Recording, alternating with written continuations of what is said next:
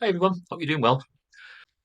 So, what's going to happen on the 3rd of October, apparently, is Russia's going to be testing some kind of nuclear awareness for their people.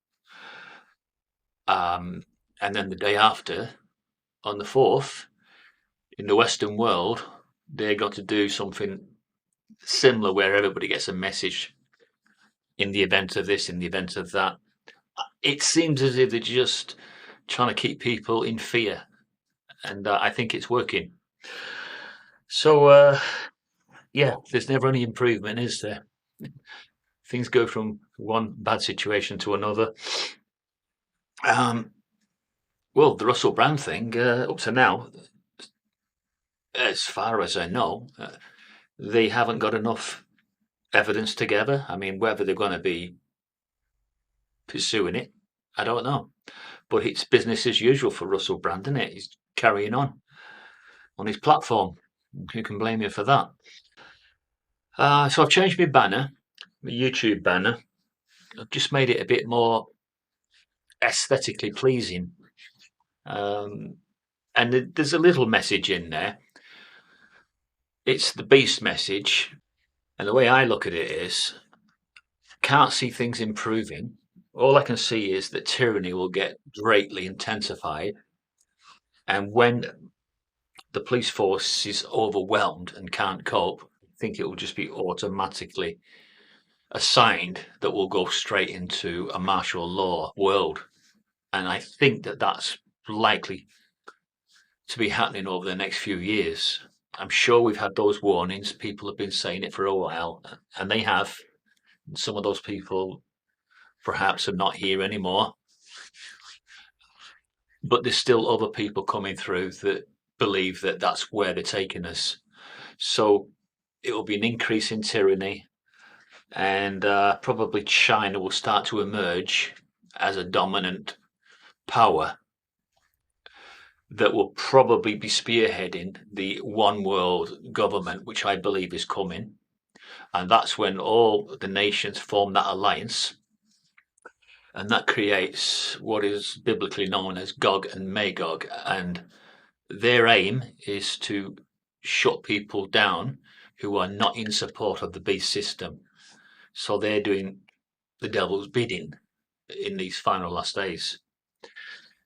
And just how bad it's going to get, well, it depends on how purely evilly driven they are by the demon empire, which is likely to be pushing them to great atrocities before God eventually steps in.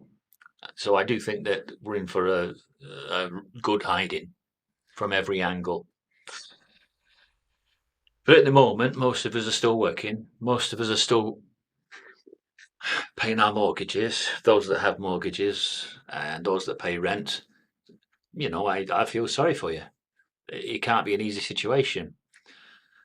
It's just that's something that I never wanted to indulge in. I never wanted to be one of those people that have to rely on a third party like a bank, building society, to buy my house. I didn't want that. And so I bypassed that process. And also because I knew that this world was going to get a lot worse. And I knew people were going to lose their houses, those that couldn't keep their jobs through no fault of their own, by the way. If you've lost your job, um, I don't blame you as a person for losing your job or losing your house and finding yourself on the street. I don't blame anybody who finds themselves in that situation. I blame the system at large. I blame those that are in the seat of power. They're the ones that should be doing more for their people, but they're not. And it was quite shameful to see Joe Biden posing for photographs, a photo opportunity, but he's actually getting more and more unpopular. People actually detest him, don't they?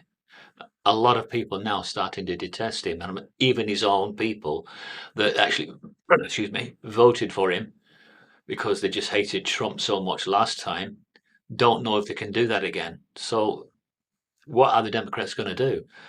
Are they going to realize that he has to go. They've got to replace him with someone else.